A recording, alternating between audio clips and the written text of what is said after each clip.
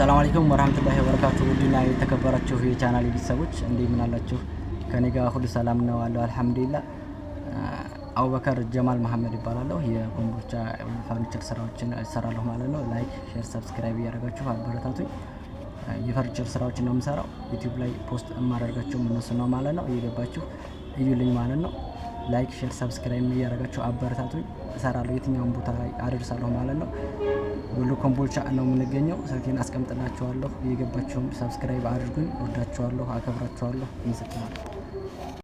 እንደምትመለከቱት እቺን ቁም ሳጥን በሚገርም ሁኔታ ሰርተናታል ማለት ነው። ሜትር ከ50 ቁም ሳጥን ናት ማለት ነው። በኤችዲኤፍ ማቴሪያል የሰራናት። እንደምትመለከቱት ስላይደር የሆነ በር ነው የገጠምንላት ማለት ነው።